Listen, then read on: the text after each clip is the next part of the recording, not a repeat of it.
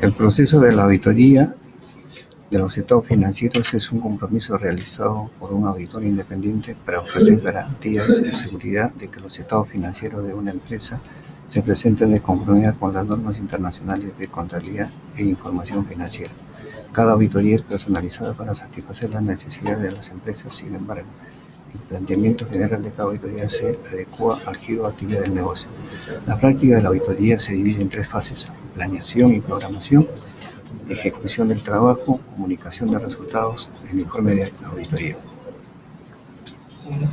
En la fase 1 tenemos lo que es planeación y programación, entendimiento de la entidad y su entorno y evaluación de los riesgos de representación verbal de importancia relativa, invitación directa e indirecta, presentación de la propuesta, objetivos y alcances de la auditoría, análisis preliminar de los sistemas de control interno, análisis de los riesgos y la materialidad, planeación específica de la auditoría, elaboración de los programas de auditoría, análisis FODA, fortalezas, oportunidades, debilidades y amenazas, análisis causa-efecto.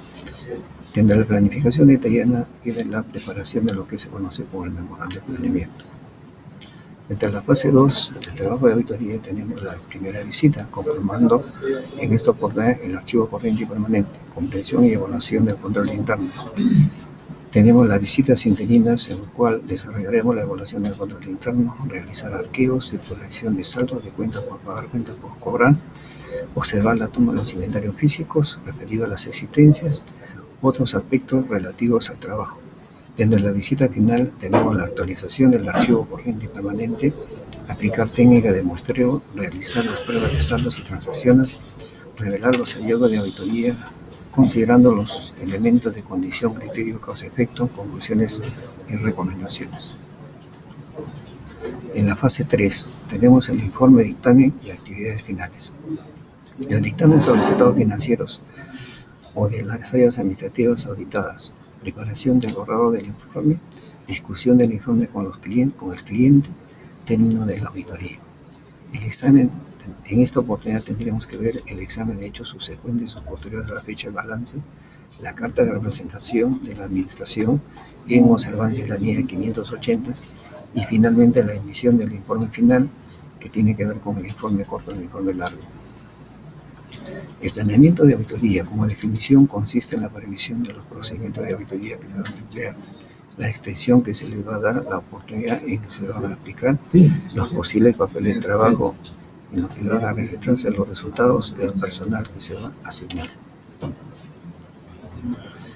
Dentro de los factores dentro del proceso de la planificación, si el auditor planifica adecuadamente su trabajo, podrá determinar irregularidades, podrá determinar errores, podrá hacer una evaluación de la estructura del control interno, podrá determinar lo referido a la materialidad, lo que es importancia relativa, y la continuidad operativa de cada proceso. Además de eso, desde el análisis de riesgos generales y específicos, no dejamos dejar de mencionar la realización de pruebas de cumplimiento y pruebas de saldos.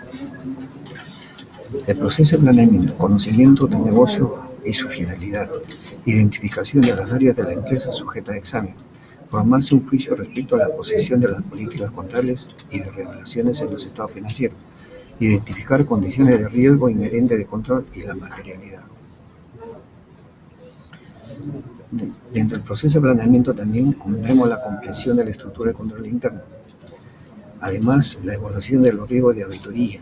Dentro de estas evaluaciones esperamos que los riesgos inherentes de control y la identificación de las áreas de auditoría importantes, el establecimiento de niveles de importancia relativa para propósitos de auditoría, determinar y programar la naturaleza y oportunidad y extensión de los procedimientos de auditoría, posible cambio de la énfasis sobre área de auditoría específica.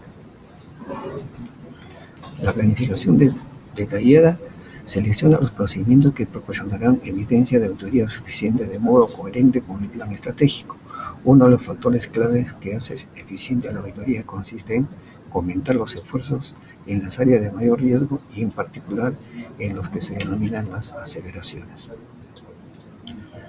En el proceso de planificación detallada tenemos 2 aspectos importantes: el proceso de planificación y la documentación que corresponde a esta planificación.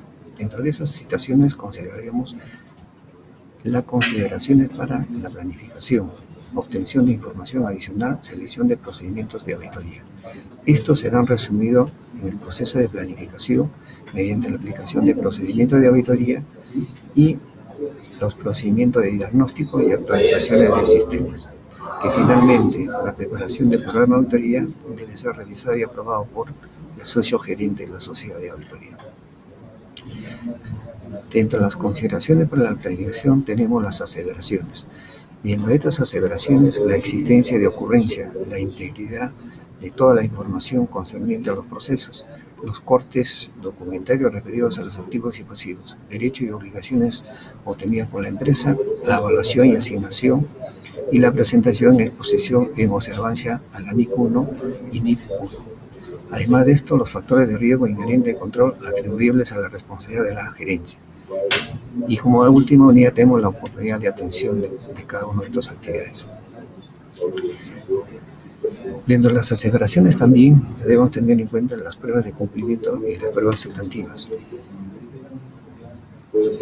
Factores de riesgo inherente. En la planificación detallada debemos considerar cuando sea necesario tanto el riesgo inherente como el riesgo de control, con mayor detalle para cada componente, concentrándonos en la forma en que se ve afectada cada una de las observaciones correspondientes.